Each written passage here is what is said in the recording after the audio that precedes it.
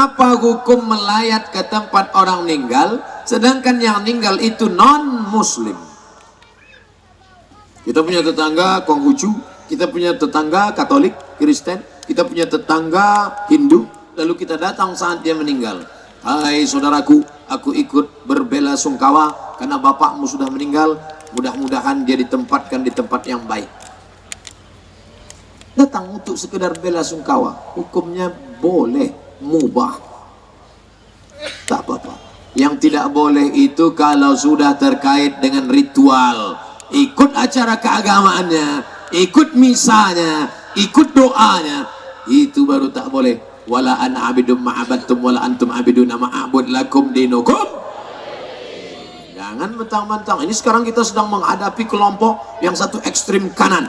Karena dia tidak seagama dengan engkau, maka halal kau pancung kepalanya. Oh, enggak begitu. Kepala ayam yang halal dipancung, kepala orang tidak begitu. Oh, enggak apa-apa Pak Ustadz, kita kan tinggal di negara kesatuan Republik Indonesia, yang penting ikut aja. Makannya ikut, minumnya ikut, nikahnya ikut, matinya ikut, hari raya. Oh, tak bisa. Yang benar itu jalan tengah. Wa kadzalika ja'alnakum ummatan wasata. Memusuhi tidak, silaturahim lanjut. Makan Pak Ustadz, dia kasih makan kue, kuenya ada tulis label halal dari MUI, dibungkus plastik, silakan makan. Di acara nikah anaknya Pak Ustadz datang, apa kami ucapkan? Selamat menempuh hidup baru, semoga selamat sampai ke Pulau Harapan, selamat dari pukulan ombak dan hempas gelombang. Foto-foto Pak Ustadz, oke, foto bersama. Habis itu makan Pak Ustadz, silakan makan. Tendanya ada Muslim food, makanan Muslim. Habis itu pulang, jangan mampir ke tempat non Muslim. Ini setelah Muslim food, mampir di tempat non Muslim. Sini, bukan itu tempat. Enggak, saya kuahnya aja dikit Pak Ustaz. Bisa. Jadi hubungan kita dengan saudara kita, kawan kita yang non Muslim itu boleh dalam kurung syarat dan ketentuan berlaku. Apa hukumnya orang yang makan riba? Pinjamkan uang 1 juta, bayar 1.100.000, riba. Letakkan SK, pinjam uang, lalu kemudian dibayar 100 juta, cicil 150 juta, riba. Apa hukuman riba? 5. 1. Alladzina ya'kuluna riba, orang yang makan riba, la yaqumuna illa kama yaqumul ladzi yataqabbatu syaitanu minal mas. Bangkit dari kubur nanti seperti orang bangun dari kerasukan setan. Nanti kita ini ketika ditiup sangkakala bangkit dari kubur, berdiri. Nanti ada orang yang bangkit dari kubur macam orang kerasukan setan. Nanti kalau Bapak Ibu ngelihat ada orang seperti itu, wah, kau makan riba dulu kan? Ini rentenir.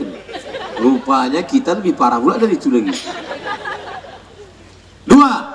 Uang riba dibawa pergi ke Makkah, pergi haji, pergi umroh, duit riba. Labbaik Allahumma labbaik, labbaik Allahumma labbaik. Apa kata malaikat? La labbaik wala sa'daik. Kau tak dapat haji mabrur, hajimu mabur. Kenapa? Zaduka haram, karena kau berangkat dengan uang riba. Pantesan Pak Haji itu nggak ada perubahan Pak Ustadz. Dulu sebelum berangkat haji pakai celana pendek, sekarang nggak pakai celana sama sekali. Gara-gara uang riba. 3. Uang riba diberikan ke masjid. Sedekah. Innallaha thayyibun. Allah maha suci. La yaqbalu illa thayyiban. Allah tidak menerima kecuali yang suci-suci. Duit riba tak diterima Allah. 4. Duit riba dimakan.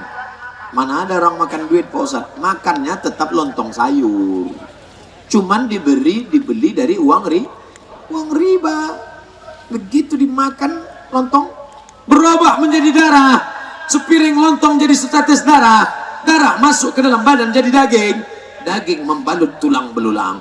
Ketika ditimbang di akhirat, Abdul Somad beratmu 50, yang halal 10 saja. Yang 40 riba, dicelupkan ke neraka jahanam. Na'udzubillah.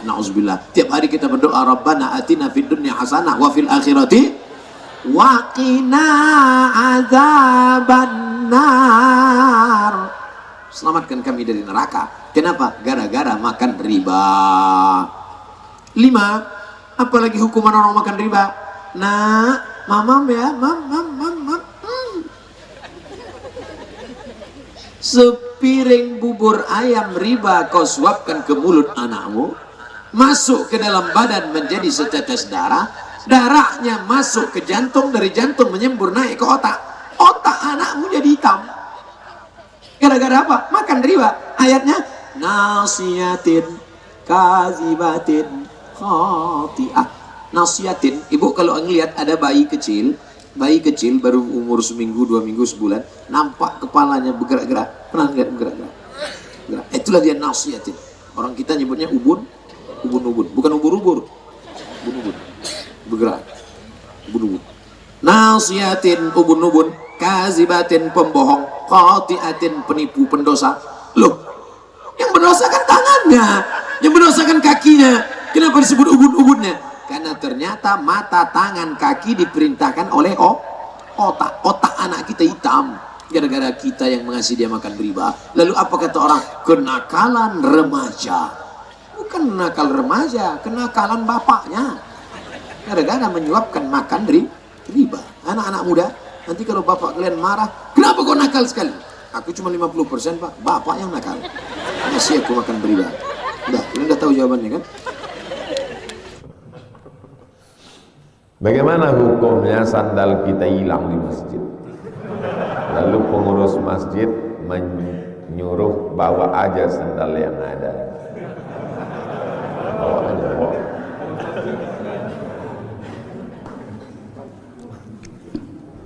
Ini toilet. Ini pintu masjid. Saya pakai sepatu. Kalau saya bawa sepatu saya kemari, nanti habis berwudu kan basah. Saya tak mau sepatu saya basah, maka saya pakai sendal jepit yang ada di sini. Pertanyaan, bolehkah saya pakai sendal jepit ini? Apa salahnya? Bukan saya curi, saya pakai, saya bawa ke sini, saya bawa lagi ke sini. Bukan ada yang berkurang, maka saya pakai. Tapi Habib Muhammad dia jinjit, dibawanya air supaya bisa disiram. Dia tak mau syubhat, walaupun sandal jepit, dia tak mau kena pakai. Sehalus itu dia memandang. Ini bukan dibawa kemari, dibawa ke rumah.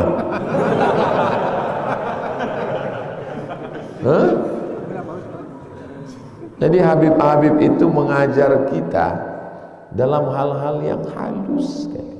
Bukan cakapnya. Bukan cakap. Antum kalau berjalan sama orang, antum akan tengok dia mengajar kita bukan dari cakapnya, dari perbuatannya. Kenal sama fulan? Kenal. Pernah jumpa? Belum kenal. Kenal sama fulan? Kenal. Pernah jalan sama dia? Belum. Pernah kenal fulan? Kenal. Pernah mengalami masa genting sama dia? Belum kenal. Karena sifat asli akan keluar pada masa.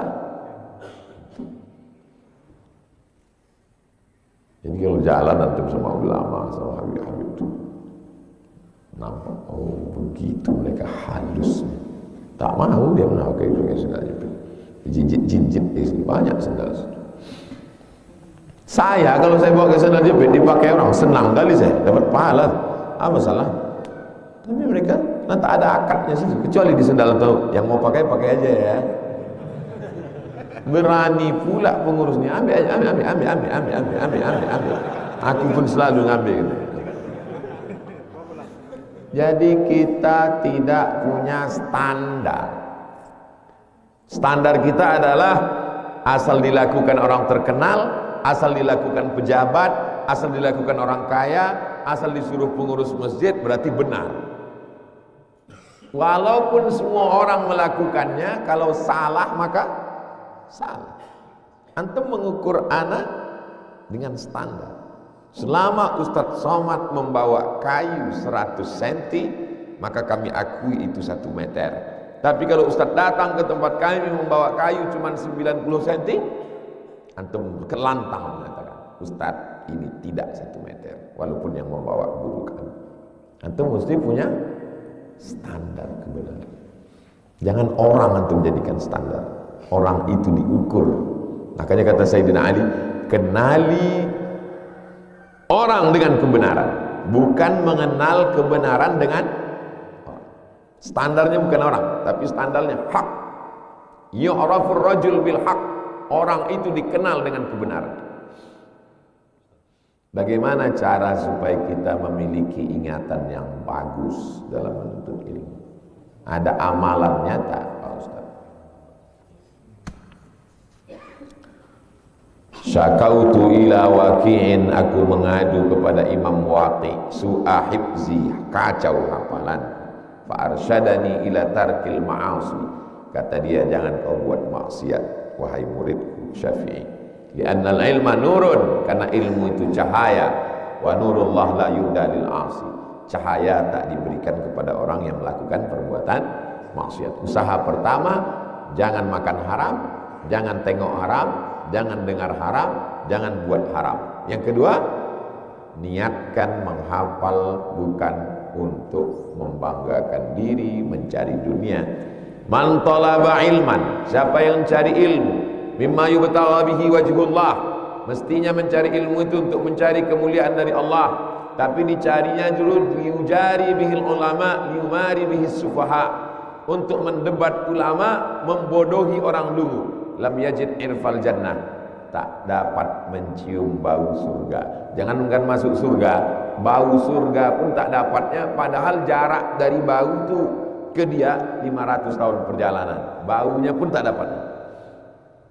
Yang ketiga, hindari maksiat, luruskan niat, zikir, zikir-zikir yang menguatkan. Makanya Allahumma zakirni, Allahumma zakirna minhu ma nasina.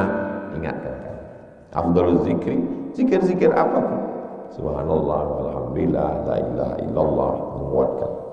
Yang namanya lupa itu, kalau udah lupa nih, mengingat nama kawan, nampak kita terbayang mukanya, rasa-rasa di ujung-ujung lidah. Makanya kadang ulama itu kalau menyebut Allahumma sholli ala sayyidina Muhammad, Allahumma sholli, sholawat menguatkan, mengkonekkan kita dengan Sayyidul Qaul Nabi Muhammad sallallahu alaihi wasallam. Allahumma sholli ala. Makanya ulama kadang kalau dia lupa sedang menyampaikan Allahumma sholli ala sayyidina Muhammad, kita dia supaya cepat ingat.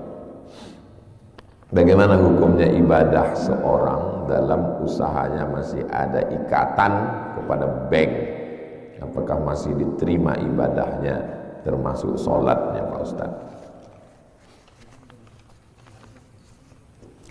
Sholat itu kalau cukup rukun syaratnya, antum beli buku fikih Islam Sulaiman Rashid, supaya antum tahu rukun syarat fikih Islam Sulaiman Rashid. Saya bukan dialer, 36.000 harganya.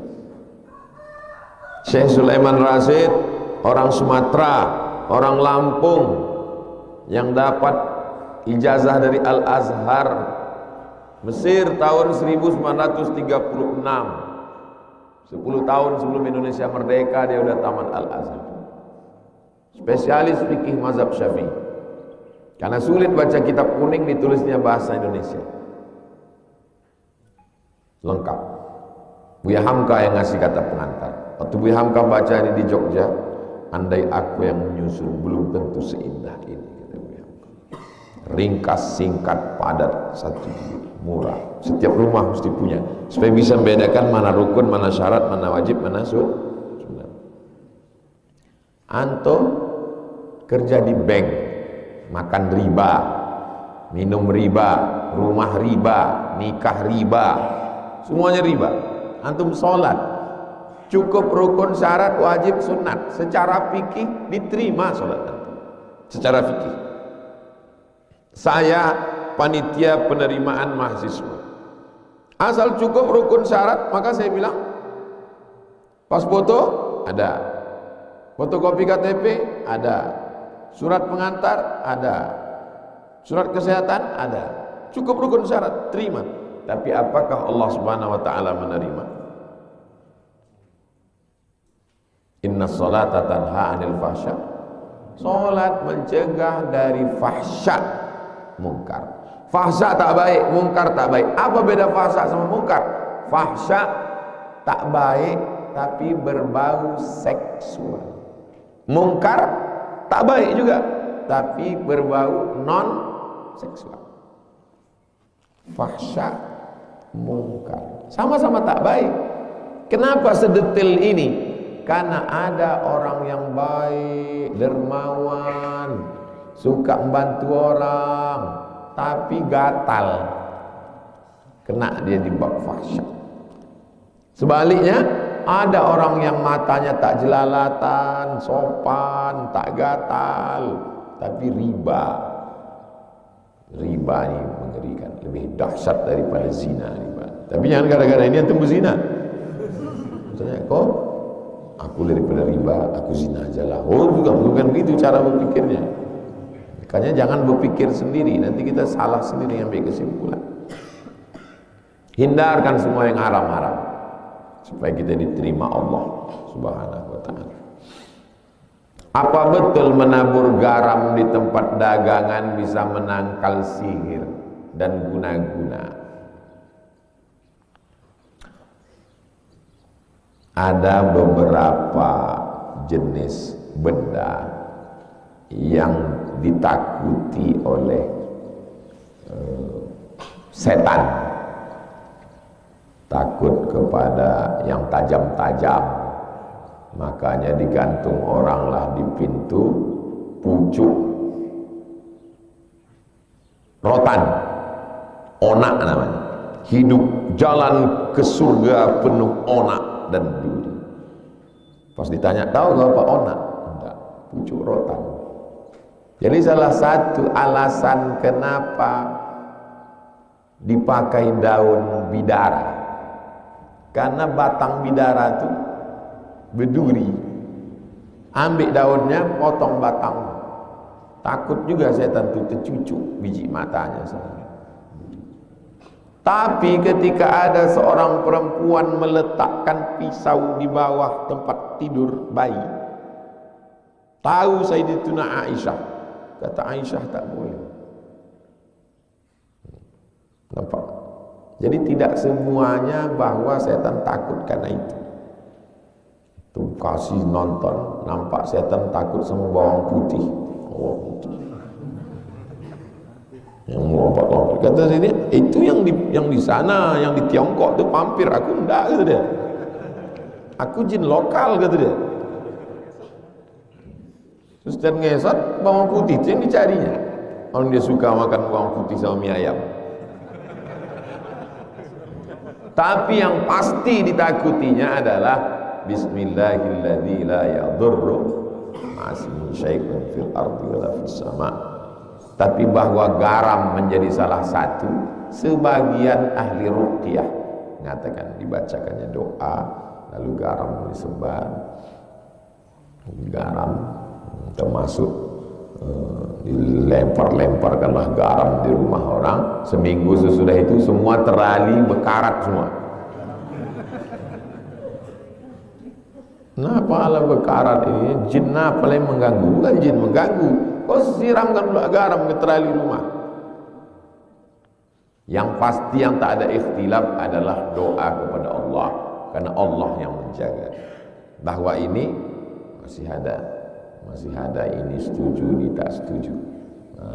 Al-khuruju minal khilafi aula, keluar daripada khilaf lebih utama. Ustadz, bagaimana kita nak tahu kita rasa Allah ni redha dengan kehidupan kita? Dalam kitab Ar-Risalah Al-Qushairiyah, kata ulama, aku tahu bila Allah ridha pada aku. Macam mana engkau tahu bila Allah ridha pada engkau? Aku tak tahu sembahyangku diterima Allah atau tidak. Aku tak tahu hajiku diterima Allah atau tidak. Tapi aku tahu bila Allah ridha pada aku. Macam mana engkau tahu? Bila aku ridha menerima takdir Allah, maka saat itu Allah ridha kepada aku. Apa itu ridha menerima takdir? Sururul qalbi ala madaratil qada. Hati senang, hati bahagia menerima ketetapan Allah Subhanahu wa taala. Ini berat. Banyak orang hanya pada level sabar. Kalau sabar itu hanya menahan tapi tak bahagia. Yang lebih daripada itu di atas sabar adalah ridha. Senang hati, lapang dada, tak sempit jiwa menerima takdir Allah. Dia tidak menengok ketetapannya, yang dia tengok siapa yang membagikannya kepada dia. Ini berat. Doakan supaya Ustaz Somad boleh ridha menerima ketetapan Allah. 6. Zaman saya muda-muda dulu selalu tinggalkan sembahyang. Bagaimana nak mengqadaknya Ustaz? Selepas satu sembahyang qada. Lepas zuhur qada zuhur. Usalli fardhu zuhri 4 rakaatin qadaan. Lepas asar qada asar. Tapi untuk asar jangan qada di masjid, di rumah. Bila kita qada di masjid, nanti kawan berbisik, siapa ni? ISIS. Sesat ni. Dia tanya pula, sembahyang apa engkau? Mana ada sembahyang sunat? Siapa ajarkan engkau? Ustaz Somad. Aku dah cakap lama Ustaz, so sesat. Maghrib, usalli fardal maghribi 3 rakaatin qadaan. Bukan maknanya saya bagi makna qada ni kita ringan-ringankan saja sembahyang. Jam sikit tak sembahyang, mengantuk sikit tak sembahyang. Maknanya supaya kita jaga jangan sampai tinggal sembahyang. La kafarata laha illa dzalik. Sembahyang tak boleh ditebus dengan puasa. Sembahyang tak boleh hapus dengan umrah. Illa dzalik, mesti dengan sembahyang. Sepakat 4 mazhab ittifaq. Hanafi, Maliki, Syafi'i, Hambali, sembahyang mesti diqada. Tapi kata ustaz kami tak perlu qada. Ibnu Taimiyah kata Ibnu Taimiyah tak perlu qada, istighfar saja. Tapi dia keluar daripada 4 mazhab. Kita pakai 4 mazhab, wajib diqada.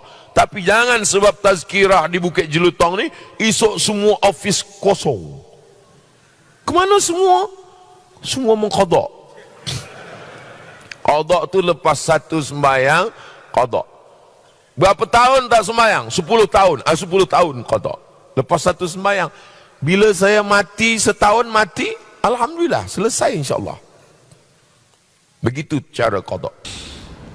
Saya mengenali seseorang yang sangat kuat ibadahnya, bersedekah, hadir ke majlis ilmu, tapi kata-katanya selalu menyakiti orang sekelilingnya, pemarah dan tiada akhlak yang sepatutnya bagi seorang muslim. Boleh jelaskan Ustaz kaitannya dengan hablum minallah hablum minannas? Ada seorang pensyarah, sahabat saya, dia puasa Isnin Khamis tapi pemarah.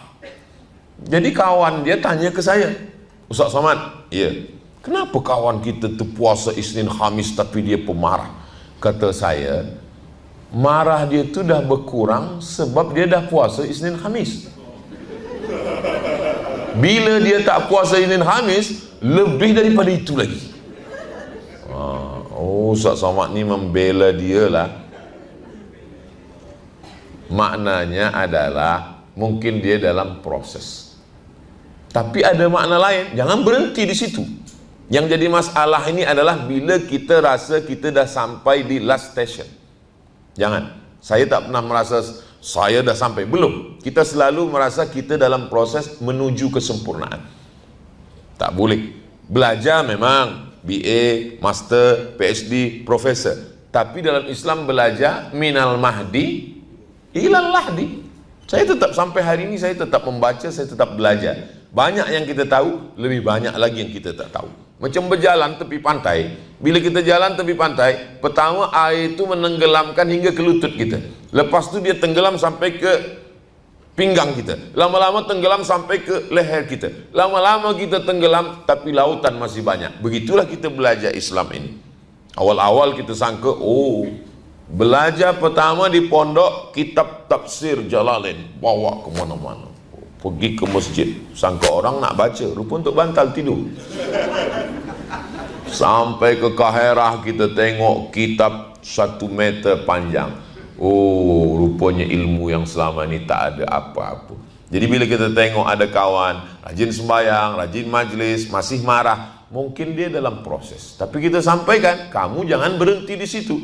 Bahwa terus orang yang baik, kata Nabi SAW, adalah akmalul mu'minina imanan. Orang yang paling sempurna imannya siapa ya Rasulullah? Ahsanuhum khuluqan. Orang yang paling baik akhlaknya. La yadkhulul jannah, tak masuk surga. Man kana fi qalbihi, siapa yang dalam hatinya mithqala habatin min khardalin min kibrin, ada sombong sebesar biji sawi. Suatu nanti masa kita akan dihadapkan pada Allah Subhanahu wa taala. Ya'ti yaumal qiyamati bi salatin, ada orang yang menghadap Allah sembayangnya banyak. Wa siyamin, puasanya banyak. Wa zakatin, zakatnya banyak. Wa hajjin, haji umrahnya banyak. Qad syatama haza, lidahnya kasar mencaci maki, sumpah serapah, hamun fulan. Semua mereka akan datang menuntut kepada dia. Itulah maka saya bila tazkirah selalu saya sampaikan, demikianlah tazkirah ini saya sampaikan. Bila ada kata-kata yang tak berkenan di hati, sudikah puan-tuan memaafkan saya? Semua cakap sudi, selesailah saya. Daripada saya cari di padang mahsyar, susah kita nak mencari. Di padang lumut aja susah, pergi padang mahsyar. Semua kita akan berkumpul. Semua umat manusia ni berkumpul. Dari mula Nabi Adam hingga Adam Smith. Semua akan menghadap Allah Subhanahu Wa Taala. Sekecil apapun akan dihisap di hadapan Allah Subhanahu Wa Taala. Ada orang sembahyangnya banyak, puasanya banyak, zikirnya banyak. Dia sangka dia dah siap masuk surga. Manakala dihisap, cerita ni ada dalam kitab Risalah Al-Qushairiyah, Imam Al-Qushairi. Dulu kita dah khatamkan di masa Covid, saya tak pergi.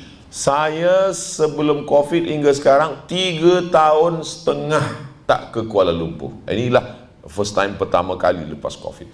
Saat tu kita di online saja. Dalam kitab tu saya baca, dia banyak sembahyang, banyak puasa, banyak haji, banyak zikir, banyak khatam Quran. Tapi manakala dihisap-hisapnya lama. Sebab apa? Balik kenduri, tersangkut daging di celah gigi. Tak lepas-lepas. Lama lagi sampai rumah. Dia berjalan, dia ambil ujung ranting kayu rumah orang. Dia cucukkan. Alhamdulillah lepas. Rupanya itu yang lama hisap. Ujung ranting, mana ada orang rugi? Kita bukan ujung ranting, sama buah-buahnya sekali kita ambil. Jangan aniaya orang, jangan makan harta haram, jangan rosakkan hati orang, jangan ambil harta orang, jangan ganggu anak orang, bini orang, kawan orang. Maka insyaAllah kita akan selamat. Ibadah ni dua, satu action, satu off. Sembayang action, tegak, ruku, sujud. Haji, tapi ada yang tak ada action sama sekali, off. Apa dia?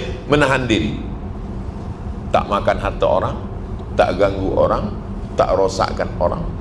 Jadi banyak orang menganggap yang namanya ibadah itu adalah puasa, zikir, baca Quran. Ada ibadah yang lebih hebat, diam, tak mengganggu orang, tak rosakkan hati orang, tak cakap kasar. Tapi jangan lepas tazkirah ni, esok tak ada lagi.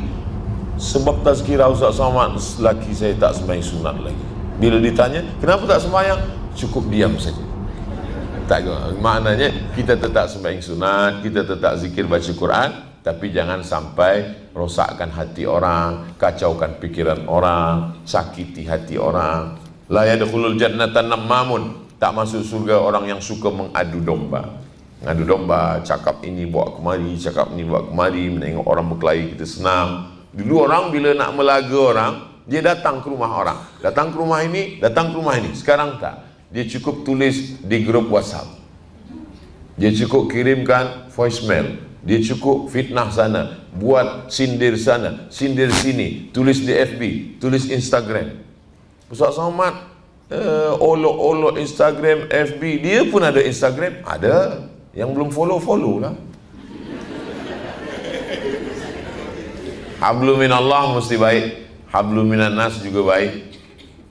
Ada orang yang sembahyang pagi, petang, siang, malam, tapi tak tahu dengan jiran. Apa kata Nabi SAW? Laisa bil mu'min. Dia bukan orang beriman. Siapa itu? Yabitu syab'anan, tidur kenyang. Wajaruhu ila jambihi ja'i'un. Jiran tak makan, dia tak mau tahu. Maka kita mendengar bagaimana dia.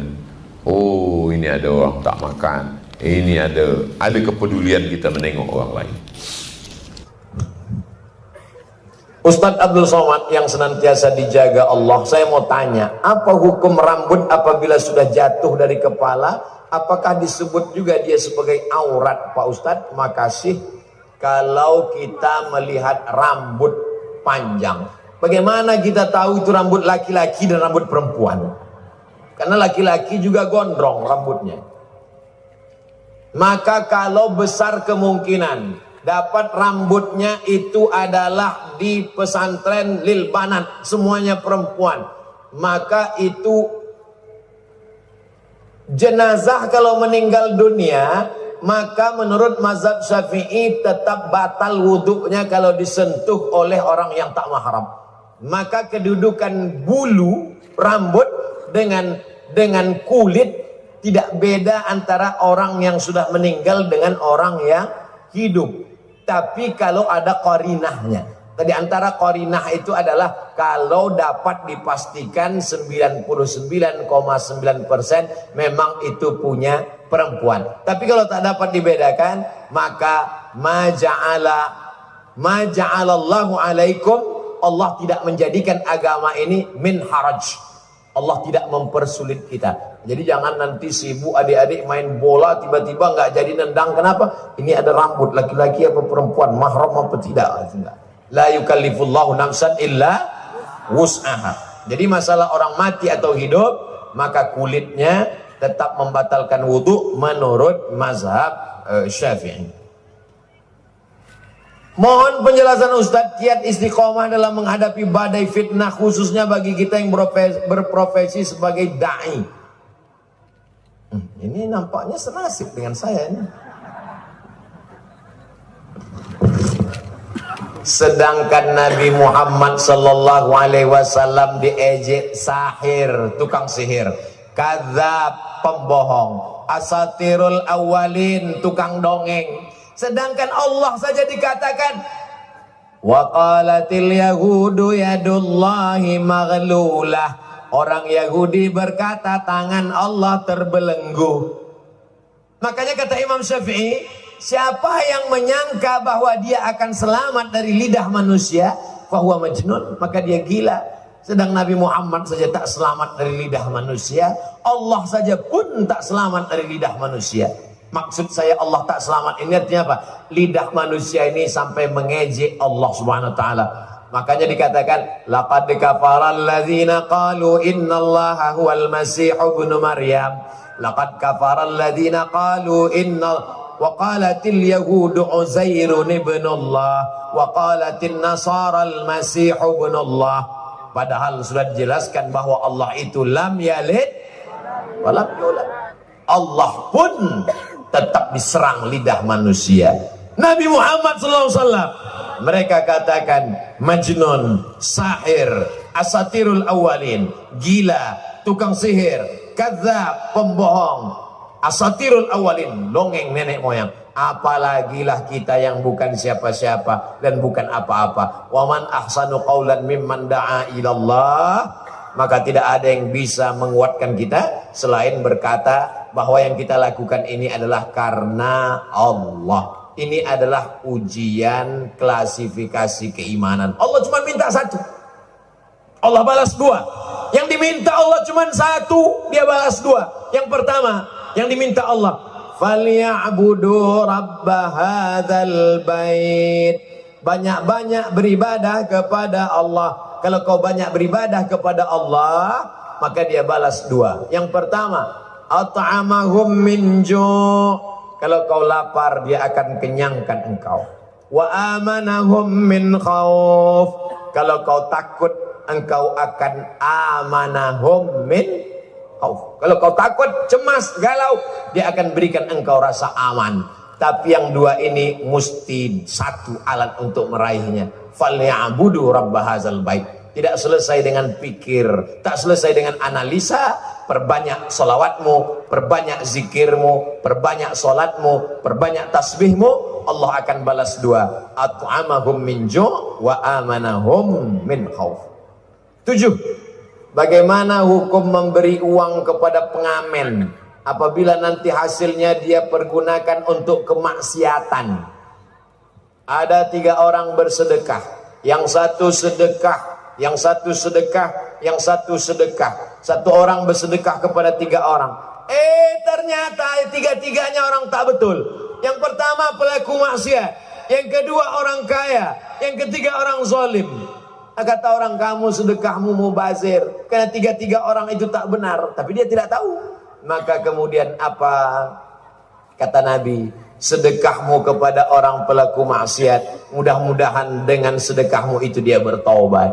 Sedekahmu untuk orang yang berbuat zina, mudah-mudahan dengan sedekahmu untuk orang yang bakhil, pelit, mudah-mudahan dengan sedekahmu itu dia selamat dari kebakhilannya. Sedekahmu untuk orang yang terakhir, orang yang zalim, mudah-mudahan dengan sedekahmu dia berhenti dari kezalimannya. Dengan syarat kita tidak tahu orang ini pelaku maksiat. Kebetulan mau cepat-cepat kita kasih, tiba-tiba orang lain ngomong. Adapun orang yang sudah jelas bahwa ini adalah sindikat, kita tahu itu sindikat. Sebetulnya ini adalah eksploitasi anak yatim. Suami istri, waktu kita berangkat pagi di lampu merah, yang buta suaminya, nanti sore pulang yang buta istrinya. Bisa ganti-gantian. Kita sudah tahu, maka jangan lagi berikan, karena mereka ini hanya eksploitasi orang miskin. Kedelapan, saya mau tanya, sahkah wali nikah dengan pakai video call dari jarak jauh? Nikah dengan alat, kalau dia selamat dari ihtimal kemungkinan-kemungkinan, maka dia bisa dijadikan sebagai dalil. Nikah pakai telekonferensi. Karena yang dimaksud dengan satu majelis itu bukan satu majelis wali mempelai laki-laki, 2 saksi. Yang dimaksud dengan satu majelis adalah satu waktu, yang satu dengan syarat tidak ada tipuan di sana. Assalamualaikum, waalaikumsalam. Saya ini Pak Kua. Iya. Apakah Bapak betul walinya? Betul. Apalagi sekarang bisa nampak wajahnya. Itu. Jadi kalau tidak ada ihtimal, kemungkinan-kemungkinan, maka sah. Tapi kalau begitu juga dengan akad jual beli.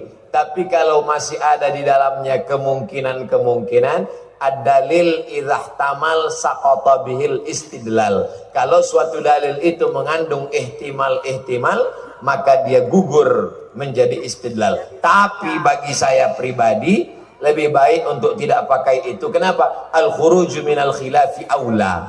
Kalau pakai alat ini ada khilafnya, kalau tak pakai alat ini tak ada ikhtilafnya, maka meninggalkan yang ada ikhtilafnya lebih utama daripada. Tapi kalau tidak memungkinkan sama sekali, maka boleh dipakai. 9. Berdosakah kita bekerja di salah satu dealer motor yang bekerja sama dengan perusahaan leasing, finance, dalam urusan transaksi kredit ke customer, sedangkan perusahaan leasing finance tersebut menerapkan praktek riba? Kalau pihak leasing jelas berdosa, tapi bagaimana dengan kedudukan dealer, pemilik dan pegawai dalam pandangan Islam? La'anallahu akilar riba. Allah melaknat orang yang makan riba. Wa mukilahu, orang yang dikasih makan riba, orang yang mewakilkan transaksi. Wa katibahu, orang yang mencatat, pegawai administrasi. Wa syahidaihi, orang yang menjadi 2 saksi. Kulluhum sawa, mereka semuanya sama. Jadi 4 orang ini yang terkait dengan riba tadi sama. Adapun orang yang tidak terkait langsung, nah ini yang 4 ini terkait langsung. Saya jual makanan, tiba-tiba datang orang beli nasi. Assalamualaikum Pak Ustadz, saya mau beli nasi. Saya nanya, ini uang kau ini uang riba atau uang halal? Ngamuk dia. Kita tidak perlu tanya, kenapa? Karena saya jual nasi. Nasi ini halal. Maka yang dilihat di situ adalah nasinya. Jadi yang tidak terkait secara langsung maka dia tak masuk. Adapun yang terkait langsung yang 4 ini maka masuk kategori haram. Jadi kalau orang jual riba, dia beli semen, kita jual semen, yang kita jual itu semennya, tidak ada hubung kait dengan pekerjaan si pembeli. Karena kalau si pembeli itu semuanya nanti ditanya, oh macam-macam, ada orang yang jual benda haram, ada orang yang dari hasil korupsi, ada orang. Jadi Islam tidak memberatkan. Yang kena hanya yang kaitan ring pertama yang langsung. Adapun yang tidak langsung tadi maka tidak terkait dengan riba. Terakhir yang ke-10. Dalam pepatah dikatakan kulil haq walau kana murran. Jika dihadapkan pada sebuah kejadian yang mana pada saat itu jika berkata bohong akan bersalah terhadap guru, namun jika berkata jujur akan kehilangan pertemanan yang sudah lama dibangun. Bagaimana kita mesti bersikap sebagai seorang muslim? Ini sebetulnya bukan nanya, mau mencari pembenaran. Kalau saya jujur Pak Ustadz, ini bohong ke guru, tapi teman ini Pak Ustadz, teman ini sudah buat salah, maka tidak bisa berbohong untuk menutupi suatu kesalahan. Maka disebutkanlah ra'suz dzunub al-kadzib, induk dari segala dosa adalah bohong. Satu bohong akan ditutup oleh 1000 bohong. Yang boleh bohong cuman 3 kasus. Yang pertama ketika dalam perang, al-harbu khid'ah, perang itu tipu muslihat. Tiba-tiba perang, lalu kemudian saya masuk ke rumah jamaah, musuh kita datang, musuh kita nanya, ada Abdul Somad di sini, maka nggak boleh kasih tahu. Tuh di bawah tempat tidur. Ada Abdul Somad di sini. Abdul Somad tidak ada di sini. Maksudnya tidak ada di sini, tapi ada di kamar sana. Itu namanya hilah, fikih hilah. Yang pertama ketika berperang untuk menyelamatkan umat, itu boleh. Yang kedua ketika mendamaikan 2 orang yang sedang kelahi. Datang dia ke kita. Itu si Anu itu orangnya pembohong, penipu, nggak benar. Lalu kemudian datang si B. Tadi dia datang ke sini, iya. Dia cerita tentang aku. 1 pun nggak ada dia cerita tentang kamu. Maksudnya 1 nggak ada, tapi 10 ada. Untuk menyelamatkan 2 orang supaya jangan sampai kelahi. Yang ketiga adalah suami terhadap istri tidak pada perkara yang haram.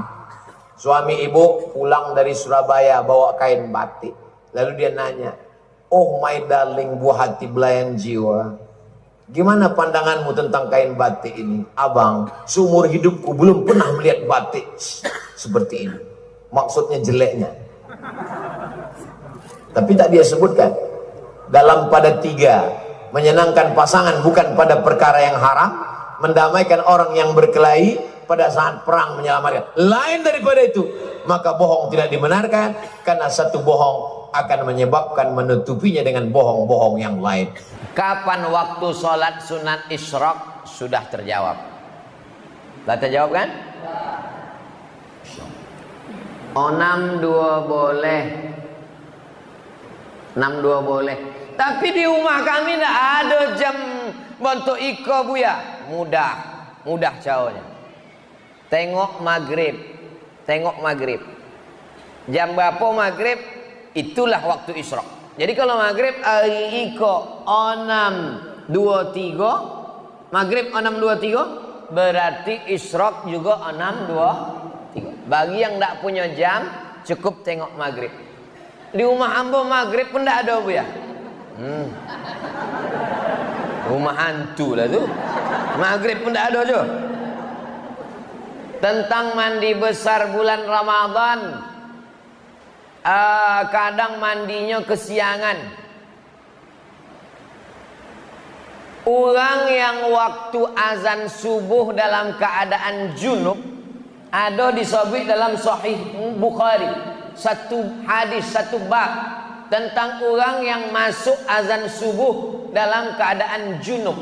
Maaf ibu-ibu, maaf. Ada orang tua mungkin tak sopan. Kau masalah fikih yang mau jolehkan. Malam tu nya junub. Lalu kemudian pas azan subuh tu nya junub. Inya berniat, nawaitu shauma ghadin an ada'i fardhi syahri Ramadan hadis sanatillahi ta'ala. Puasanya sah. Hadisnya sahih. tentang orang junub masuk azan subuh dalam keadaan junub, puasanya sah. Nanda boleh itu sesudah azan subuhnya junub.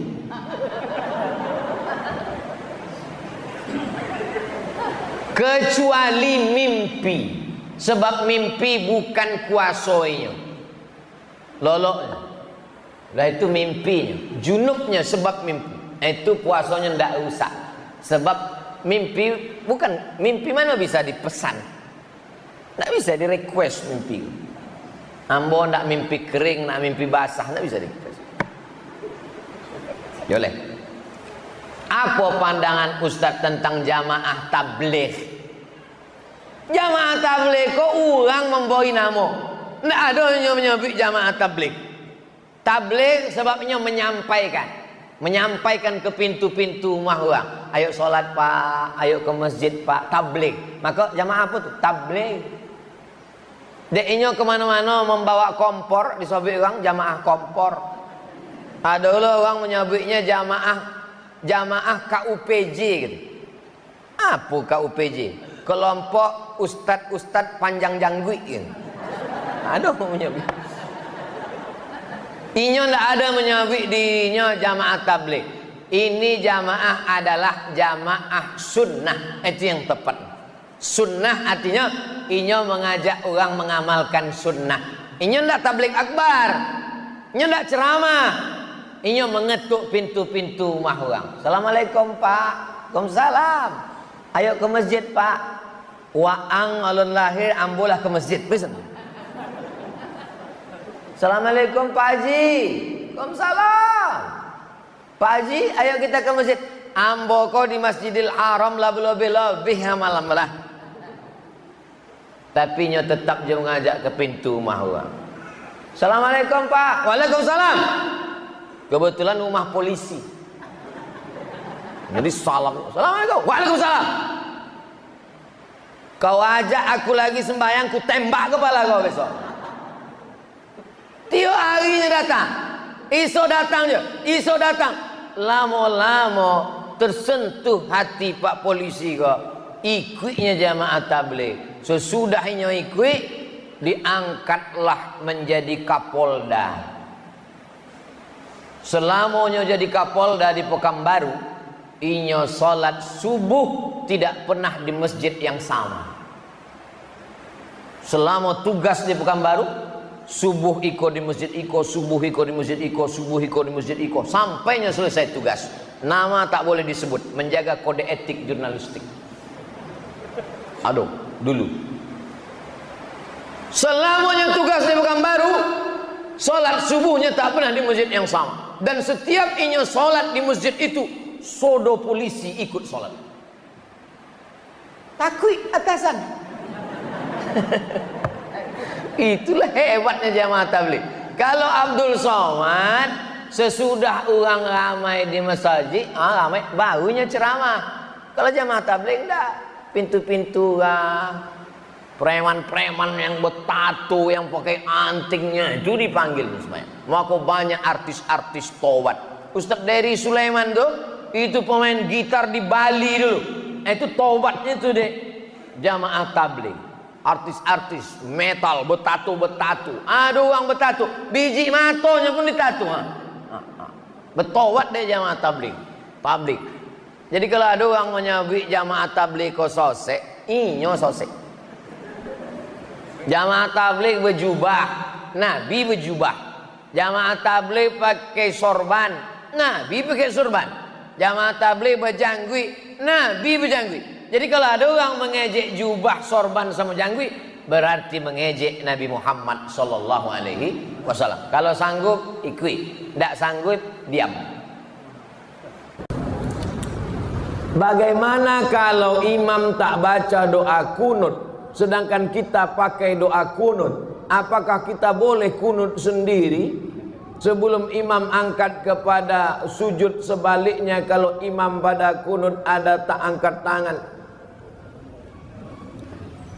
Kalau imam itu membaca Allahu Akbar kabira walhamdulillahi katsira wa subhanallahi bukratan wa asila Boleh tak makmum di belakang baca Allahumma ba'id baini wa baina kama khatayaya kama ba'adta bainal masyriqi wal maghrib?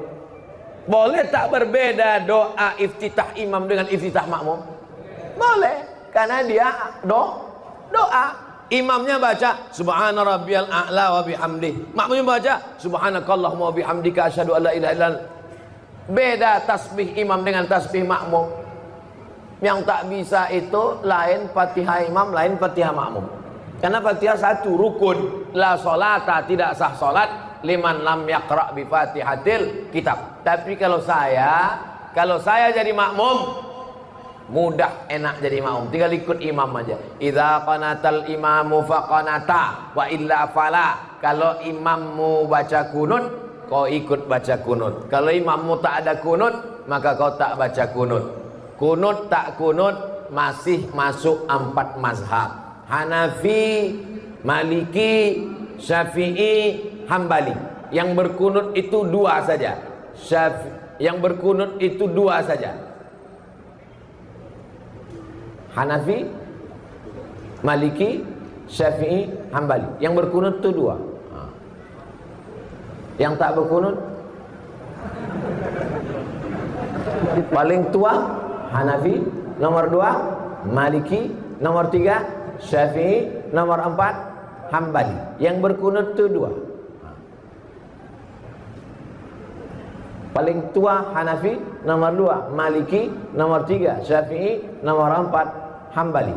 Yang berkunut itu 2. Nampak? Yang ada cincinnya. Yang berkunut 2. Yang tak berkunut itu 2. Hanafi dengan Hambali. Mudah ingatnya? 4 ini ahlu sunnah wal jamaah. 4 mazhab. Assalamualaikum warahmatullahi wabarakatuh. Waalaikumsalam warahmatullahi wabarakatuh. Bolehkah kita iktikaf di masjid atau musola 3 hari? Dan apa arti iktikaf itu, Pak Ustadz?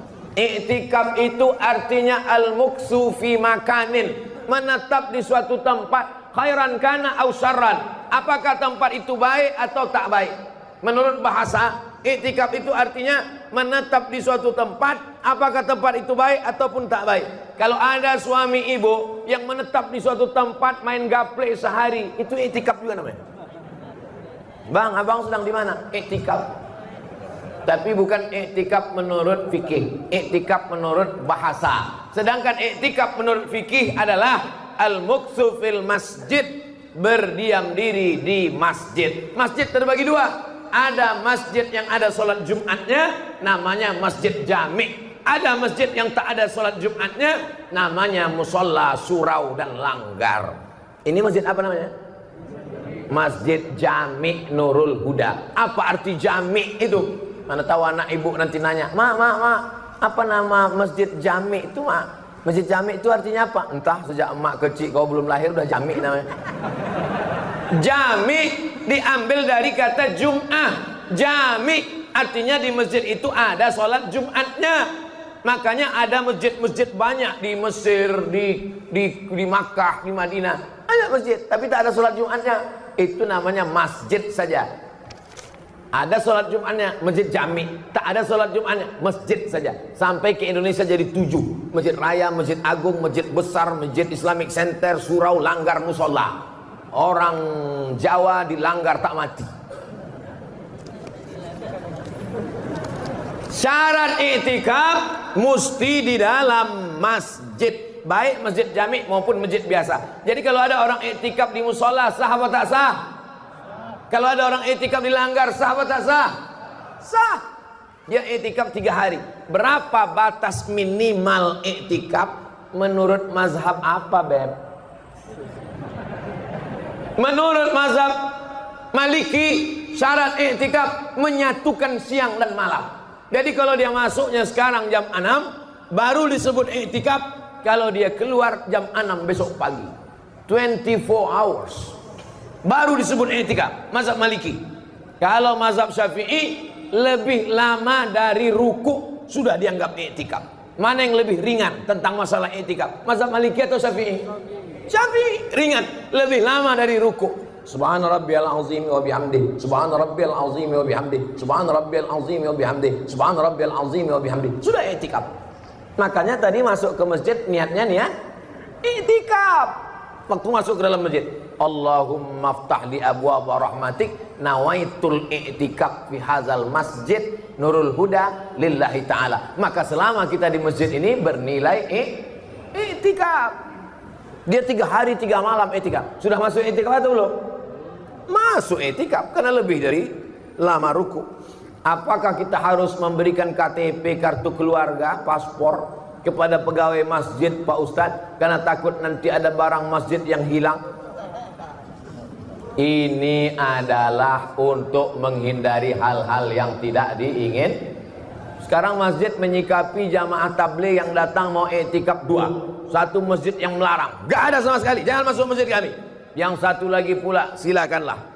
Saya win-win solution, jalan tengah. Kejahatan terjadi bukan hanya karena ada keinginan, tapi karena ada kesempatan. Waspadalah. Jadi kalau pengurus masjid mengasih tahu, silakan i'tikaf, tapi tidurnya di emperan masjid, jangan menjemur-jemur kolor celana, lalu kemudian KTP serah, itu semua untuk menghindari fitnah. Saya tidak setuju pengurus masjid yang terlalu ketat, tak boleh orang i'tikaf. Kasih kesempatan, tapi jangan terlalu longgar, nanti menjadi fitnah. Kalau satu umat Islam yang berbuat kesalahan, semua Islam akan menjadi korbannya. Ada orang masuk ke masjid, sholat dia di masjid, hilang selopnya. Apa kata dia? Orang Islam semuanya maling, pencuri selop, pencuri sendal. Maka untuk menghindari fitnah ini, itulah maka kadang pengurus minta KTP dan lain sebagainya. Bisa dipahami? Pernikahan ketika niat ingin berpisah tapi tak jadi karena pertimbangan. Orang ketika nikah itu, kalau dia berniat, ambo berniat nikah 24 jam tunai, maka nikahnya nikah kontrak. Dalam Islam nikah kontrak haram, namanya nikah mut'ah. Zaman dulu pernah nikah mut'ah karena perang. Setelah tahun Khaybar diharamkan Nabi Muhammad SAW. Tak boleh lagi, tak boleh nikah kontrak. Aku nikahi engkau dengan kontrak sampai tanggal 5 boleh, tunai. Syiah yang nikah kontrak. Apa hukum azan di kuburan ketika menguburkan jenazah? Allahu Akbar, Allahu Akbar. Jenazah nak masuk. Apa hukumnya suami menyembunyikan uang dari istri?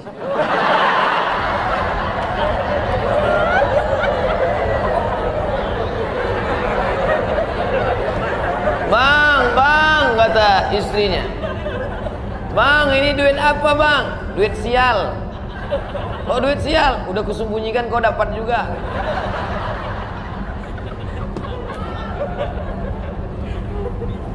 Bapak menikah sama ibu, ibu menikah sama bapak. Apakah hartanya jadi satu atau harta masing-masing?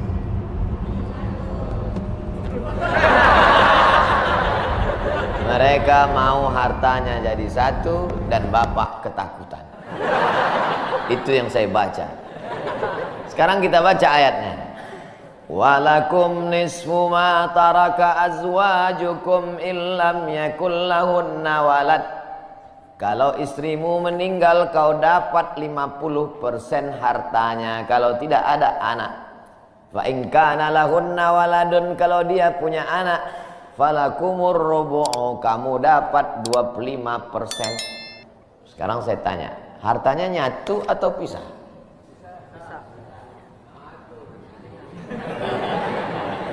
Memang kalau belum sarapan susah nangkap. Saya ulang sekali lagi. Walakum nisfu ma taraka azwajukum. Hai para suami, kamu dapat setengah harta istrimu kalau tidak ada anak.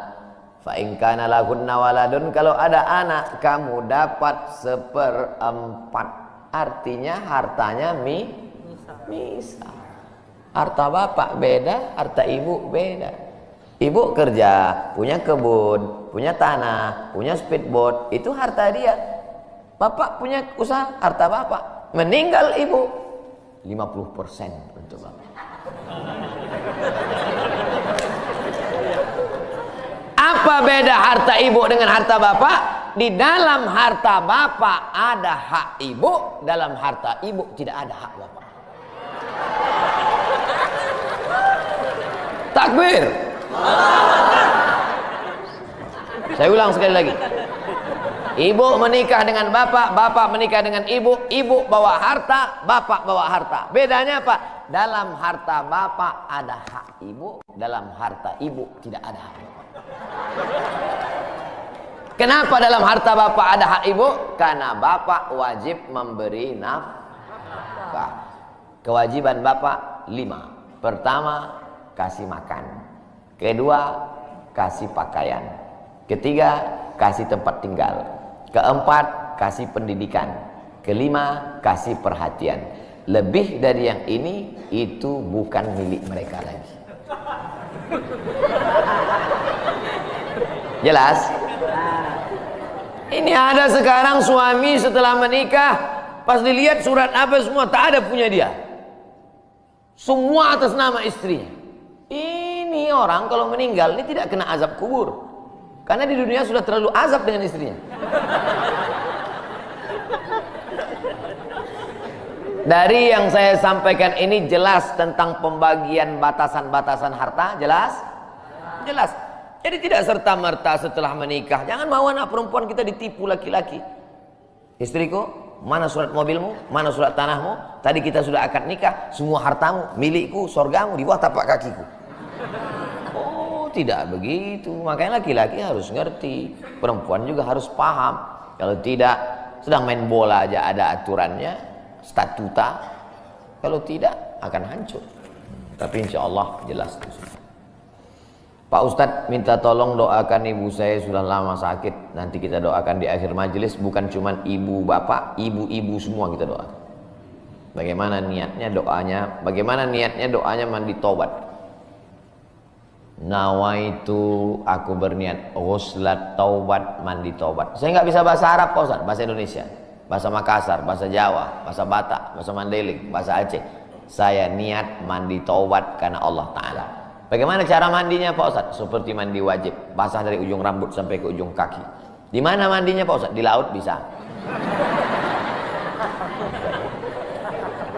Kolaka ini 30% saja daratan Pak Ustadz, yang 70 adalah lautan. Nah, mandi di laut. Apalagi kalau sampai ke tengah laut, bukan cuma dosanya hilang, orangnya hilang sekali.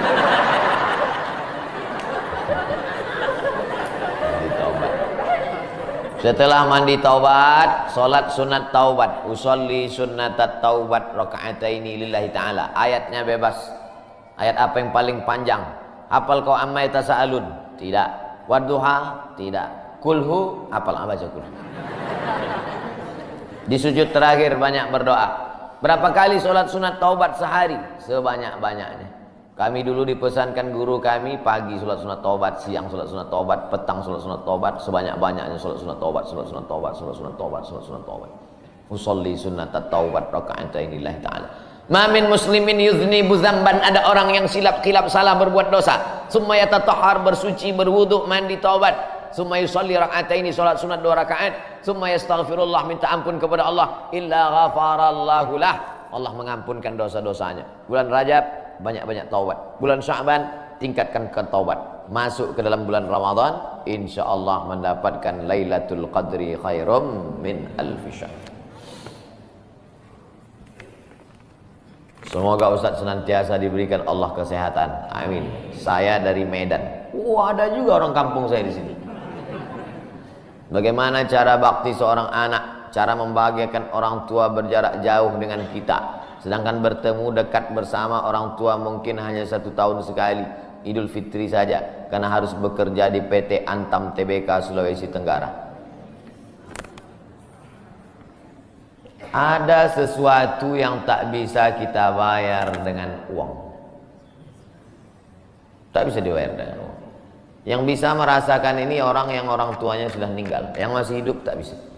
Lam ya'rif man lam yadhuq. Yang tak pernah merasakannya tak bisa menceritakannya, karena tak bisa dirasakan. Setelah orang tua itu tak ada, barulah kita rasa dunia ini hampa, tak ada guna. Duit itu tak ada gunanya, mobil itu tak ada gunanya, rumah itu tak ada gunanya, apapun tak ada gunanya. Waktu dapat saya gelar doktor dari Sudan, pulang saya ke rumah, tak ada guna, tak bisa lagi diceritakan. Dulu apapun yang dapat diceritakan, mak, aku dapat sorban dari mak, aku dapat peci. Setelah pulang tadi, pulang dari Brunei dapat gelar visiting profesor di Universitas Islam Sultan Syarif Ali. Tak ada gunanya, hampa.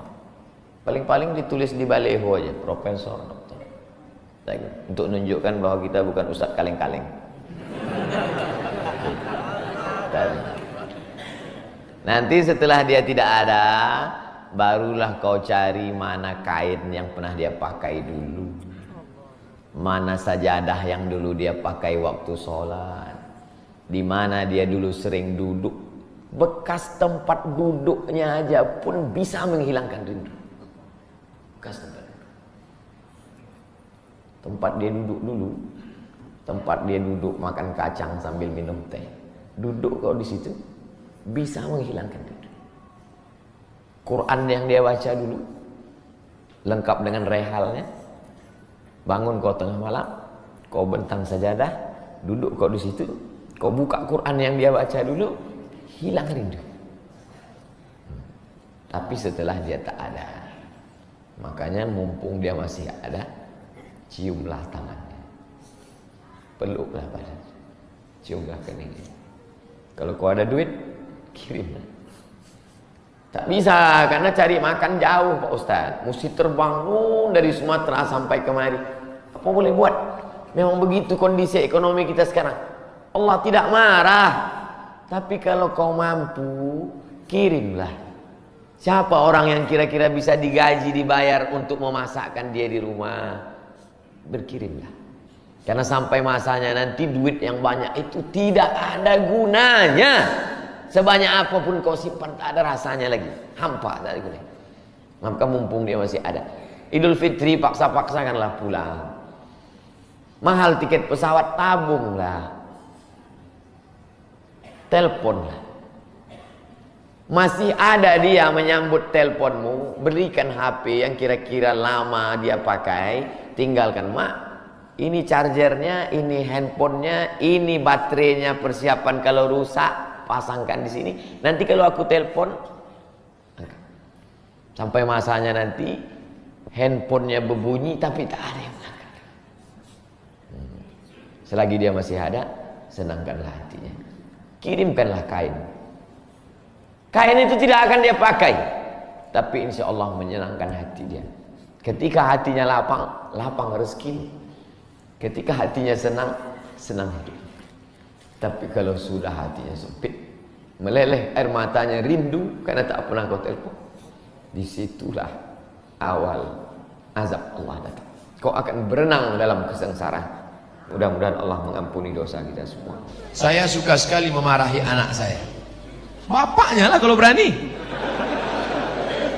Pak Ustadz, apa amalan agar bisa menahan marah dengan anak?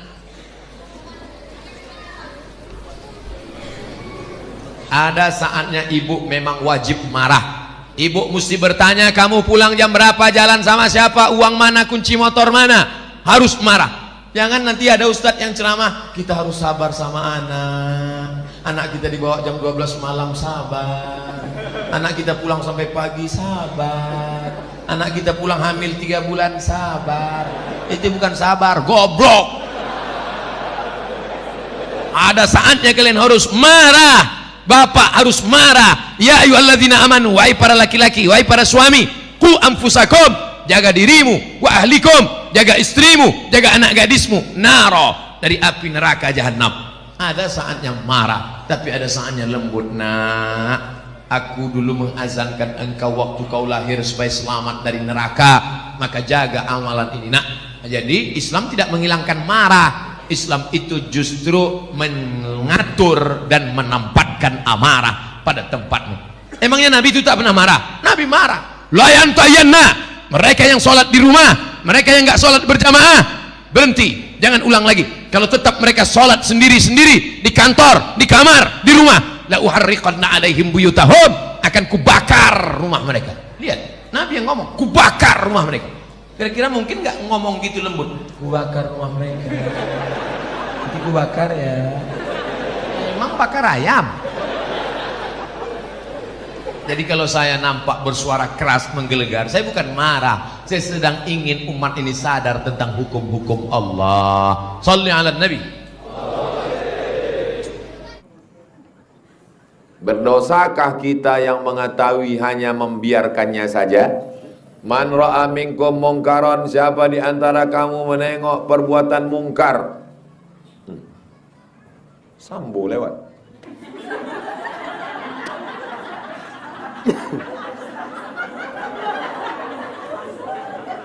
Man ra'a minkum mungkaran, siapa di antara kamu melihat kemungkaran, falyughayyirhu biyadihi, robah dengan tangan.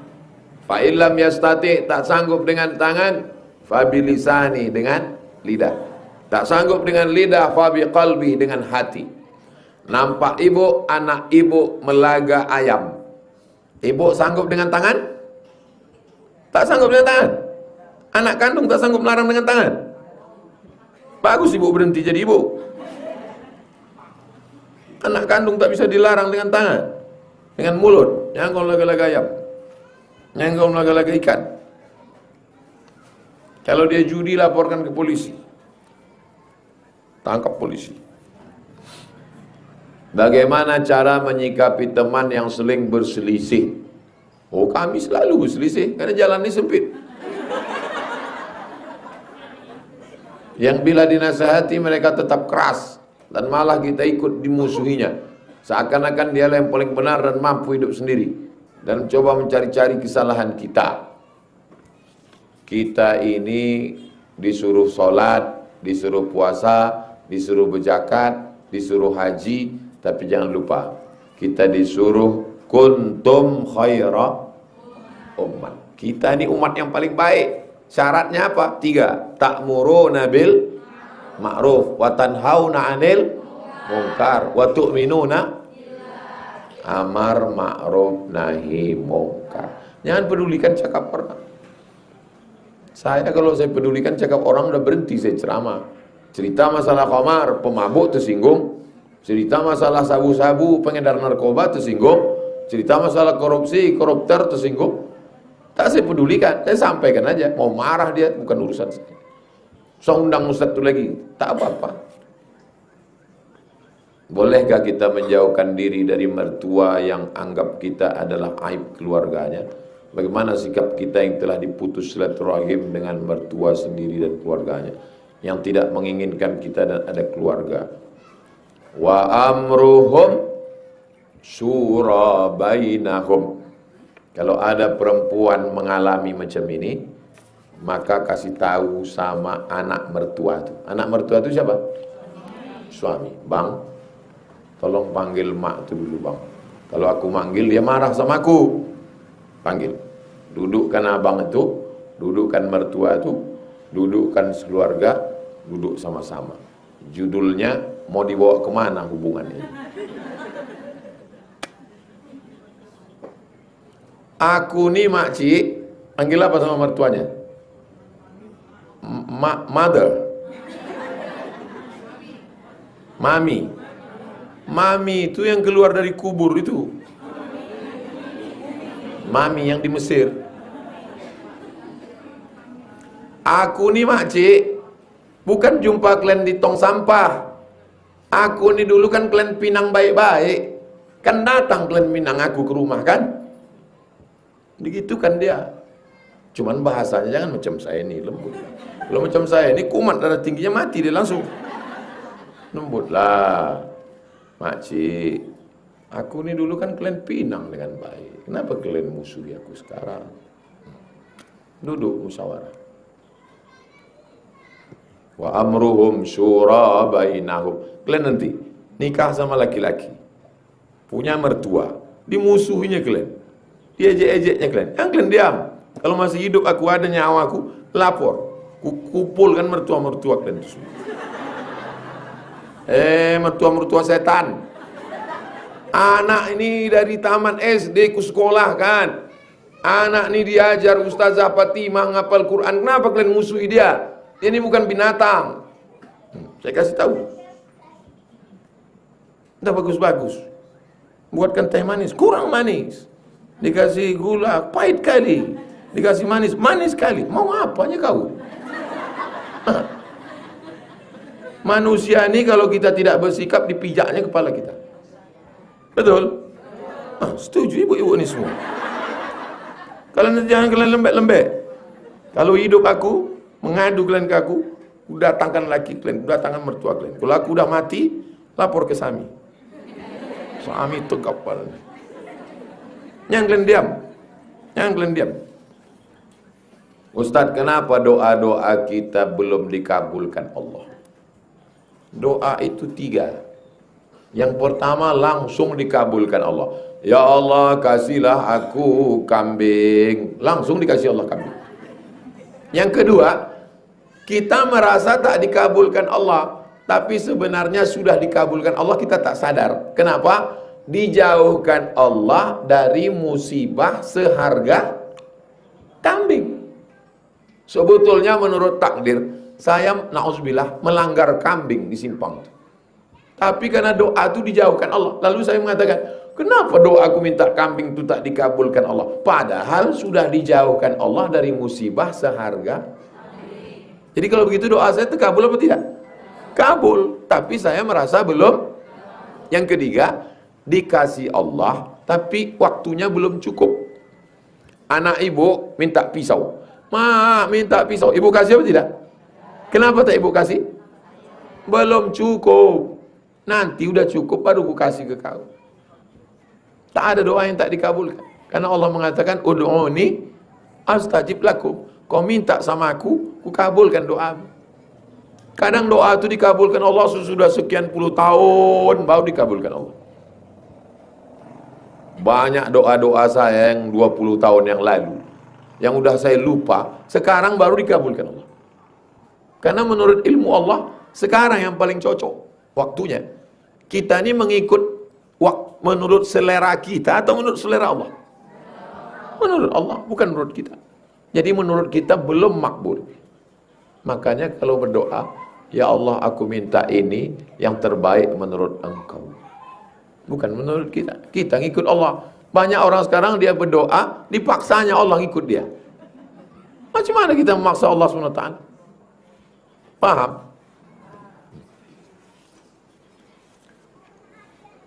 Apa perbuatan paling baik seorang wanita dalam hidupnya? Pertama, beriman kepada Allah. Yang kedua, mengikut sunnah Rasulullah. Yang ketiga, berbakti kepada orang tua. Yang keempat, patuh kepada suami yang taat kepada Allah. Kata Nabi SAW, kalau kau lakukan ini, kau masuk surga dari pintu mana saja yang mau kau sukai. Ada yang masuk surga dari babus sholat karena sholatnya banyak. Ada masuk surga babus zakat karena banyak berzakat. Ada yang masuk surga dari babul jihad karena mati jihad. Tapi orang yang salat khamsaha, somat saumaha, ata'at zawjaha, beriman kepada Allah dengan salat, puasa, berbakti pada orang tua, melaksanakan ibadah, patuh pada suami, masuklah ke dalam surga min haitsu syi'ti, dari pintu mana saja yang kau mau. Tapi suami tadi dengan syarat suaminya juga patuh kepada Allah. Sekarang banyak juga suami tak sembahyang. Aku ni suami kau, mesti patuh sama aku. Tengok dulu bang, bukan macam kau. Suami yang patuh kepada Allah. Kalau kita mengerjakan yang wajib saja, tak banyak sunatnya, apakah kita bisa masuk surga? Salatnya subuh, zuhur, asar, maghrib, isya. Puasanya Ramadan aja. Masuk surga? Masuk. Cuman di kaki-kaki limanya aja lah. Kenapa orang kalau rumah mau lengkap? Ada ruang tamunya, ada garasinya, ada kolamnya. Makan juga mau lengkap. ada buah pembukanya, ada manisan penutupnya, ada teh manisnya. Tapi kenapa pas ibadah mau wajib-wajibnya aja? Kalau cerita cukup syarat, cukup. Tapi kalau mau lebih daripada itu, maka laksanakan yang sunat. Apakah boleh kita sholat fardu membaca ayat pendeknya ayat kursi? Ayat kursi itu ayat apa tak ayat? Ayat. Ayat kursi itu surat apa tuh? Al-Baqarah. Allahu la ilaha illal qayyum wa la ya'uduhu hifzuhuma wa huwal aliyyul azim. Maka kata Allah, faqra'u ma tayassara minal Qur'an. Bacalah bagian dari ayat Quran. Ayat kursi ayat Quran apa tidak? Sah. Jadi kalau ibu baca solat ayat kursi, sah solat. Kalau ada orang solat, waladhdallin amin, Allahu Akbar, apakah sah solatnya? Sah. Karena ayat Quran menurut mazhab Syafi'i hukumnya Untuk fikih biar supaya tahu mana rukun, mana syarat, mana wajib, mana sunat, buka namanya fikih Islam Sulaiman Rasyid, paling rendah. Anak-anak santri fikihnya fikih Islam Sulaiman Rasyid, khatam dari kulit sampai ke kulit, udah khatam. Yang kelas 2 udah khatam, yang kelas 1 belum baca. Saya minta doa Pak Ustadz untuk almarhum adik saya, namanya Basrizal bin Ilyas, supaya dilapangkan kuburnya, ditempatkan di surga. Nanti habis pengajian kita doakan orang tua kita, keluarga kita yang sudah mendahului kita. Kita bacakan Al-Fatihah nanti insyaallah. Ala hazihin niyah. Ala hazihin niyah maksudnya niat yang udah kita baca ini semua. Saya sudah menikah 15 tahun. Tapi seiring waktu sudah tidak cinta lagi. Sekarang saya hanya melakukan kewajiban sebagai istri dan rasa kasihan di hari tua. Apakah saya berdosa Pak Ustadz? Perempuan punya hak. Namanya khuluq. Apa namanya? Khuluq pakai ain. Khala'a yakhla'u. Khuluq artinya lepas. Kalau saya menyuruh orang melepas bajunya, ikhla'. Apa kata Allah waktu menyuruh Nabi Musa melepas selopnya, sendalnya? Baca ayatnya. Ikhla' na'lai. Buka sendal. Waktu dia naik ke atas Bukit Tursina. Perempuan punya hak namanya khuluq. Kalau suaminya pecandu narkoba, berselingkuh, bolehkah perempuan khuluq? Boleh. Datang ke pengadilan agama, mengisi formulir, dia mau lepas, namanya khuluq. Tapi kalau suaminya soleh, baik, digugatnya ke pengadilannya mau khulu, dijaga, tanya Pak Hakim, kau mau khulu? Iya Pak Hakim. Kenapa? Enggak maco suamiku ini. Aku mau dia pakai celana jeans. Aku mau dia anak fang. Maka tak bergoncang tiang aras saking murkanya Allah SWT. Ihtazza asyur rahman. Jadi khulu itu boleh kalau suami itu melanggar aturan Allah. Jelas? Jadi kalau suami ibu baik, sopan, ibu jaga-jaga ajalah. Sementara malaikat maut datang. Aku bang sebetulnya udah tak tahan aku sama kau. Tapi kan aku tengok kau sholat, baca Quran baik, sabar-sabarkanlah menunggu. Kabarnya malaikat maut udah sampai Simpang Arengka udah.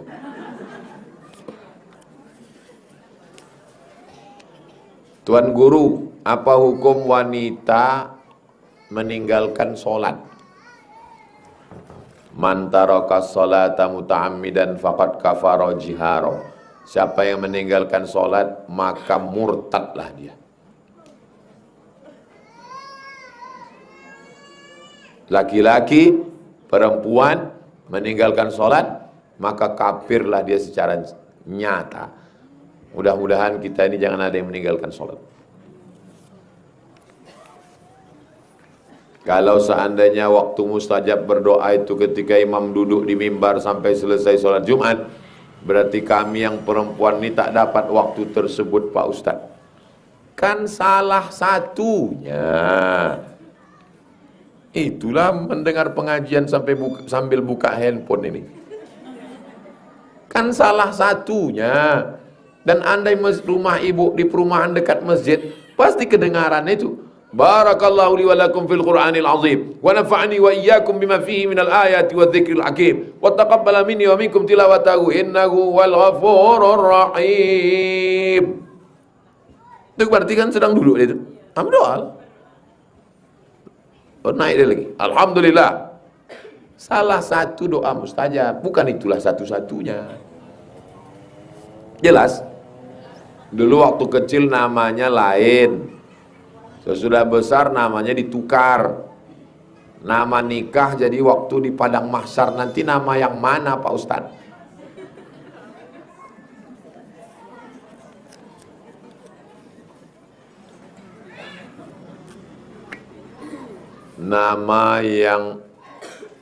Nama yang akan dipanggil nanti di padang mahsyar adalah nama yang ketika kamu diberikan Allah Subhanahu wa taala nikmat.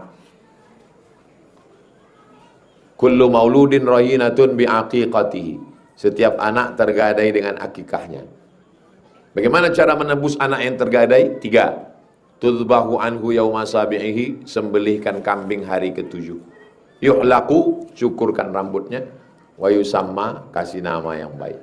Nama itulah yang tidak dipanggil di hadapan Allah. Sammaituka sammakallah, ku kasih kau nama sebagaimana Allah memberi engkau nama. Dikasihlah namanya Ibrahim. Sampai di Facebook dirubah namanya Bram. Padahal namanya, nanti dia dipanggil nama yang waktu dia diberikan nama. Kalau dia mu'alaf, dikasih namanya sama tuan guru. Kau udah mu'alaf sekarang, ku kasih kau nama. Nama dia Alfredo. Dirubah syekh itu namanya Alfurido. Alfu 1000. Ridho, kesenangan. Alfurido. Alfredo jadi Alfurido. 1000 kemenangan. 1000 kebahagiaan. 1000 kesenangan. Nama yang dikasih syekh itu yang akan dipanggil di hadapan Allah SWT. Jangan khawatir masalah nama ini. Ibu tak akan dipanggil salah nama. Kertas terakhir. Dah mau jam 6. Siap-siap mau balik sholat maghrib. Saya punya seorang adik. Dia dari 12 orang bersaudara, memiliki gangguan jiwa, berkali-kali masuk rumah sakit. Kadang dia sehat. Apa hukumnya dia meninggalkan sholat dan puasa? Mohon doanya Pak Ustaz. Yang wajib sholat itu syaratnya baligh orang gila? Kalau gilanya datang pagi, siang sehat, datang malam, besok gila. Waktu dia sehat, itulah dia wajib. Waktu sehat, itulah dia wajib. Pas diangkatnya takbiratul ihram, sehat dia. Allahu Akbar. Pas sami Allahu liman hamidah, hilang akalnya. Maka waktu yang wajib itu dia sudah dapat. Apa bisa terjadi? Ya, mungkin tak gila tapi pikun. Orang kalau sudah umurnya 80, 85, 90, dia kena penyakit namanya demensia.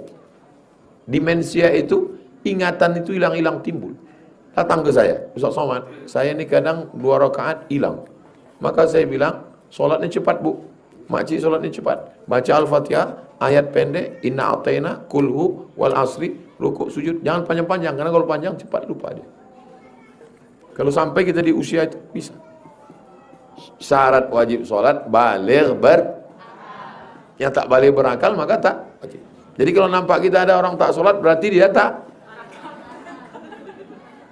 Izin bertanya Ustaz, kapan berakhirnya waktu maghrib?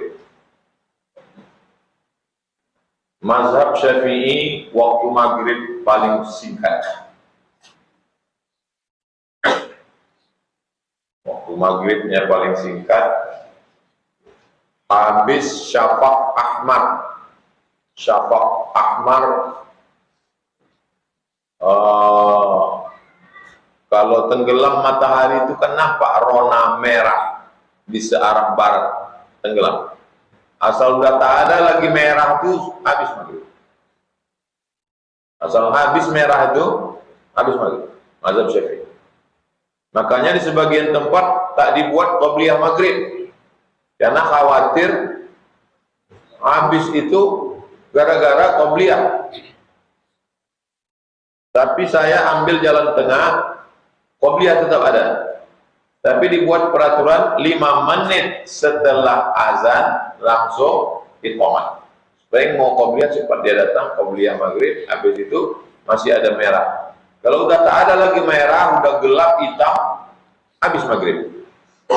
Tapi mazhab yang lain, selama masih belum azan isya, tapi yang kalau azan isya-nya ditunda lama.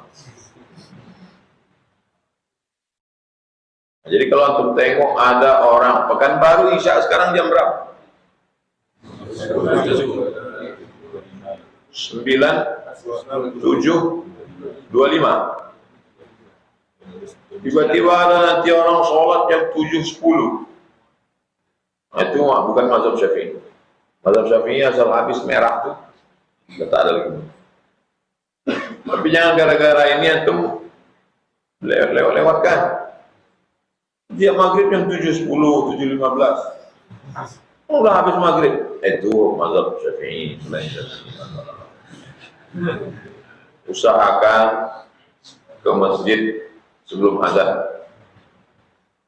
Untuk mahasiswa cari kos-kosan dekat masjid. Memang saya tinggal di masjid bagus. Latihan imam, latihan khotib, ustaz tak datang ceramah, antum menggantikan. Asal tak datang bacakan Riyadhus Shalihin. Jangan Riyadhus Shalihin sebagai latihan. Lalu kemudian sholat terjaga, akhlak terpelihara, bagus. Proses pembelajaran diri.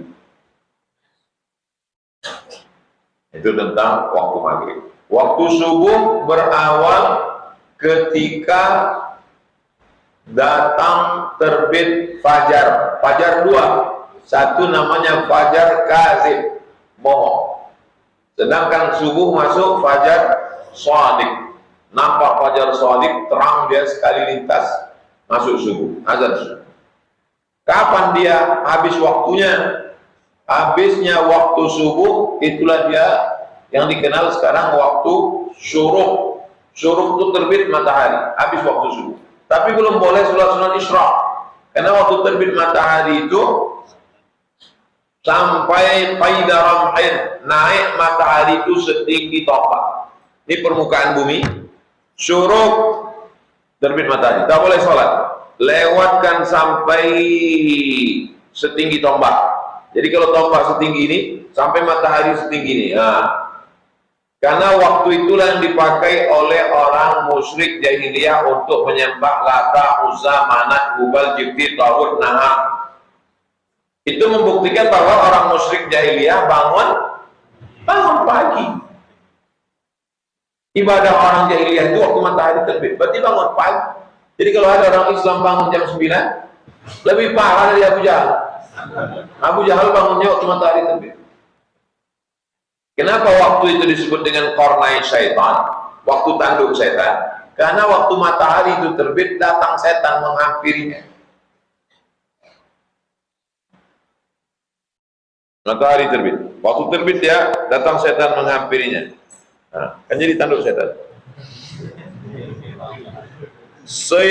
Setinggi tombak, dihampirinya sampai setinggi tombak. Setelah itu baru dia pergi.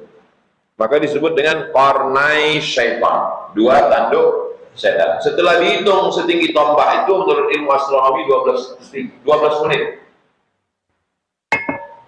Tengok syuruk jam berapa?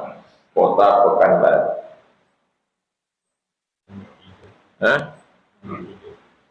Waktu sholat kota Pekanbaru. Waktu sholat kota Pekanbaru. Subuh terbit itu maksudnya syuruk. 6 lewat 6. Terbit. Tambahkan 12 menit. lewat baru sholat sunat isya.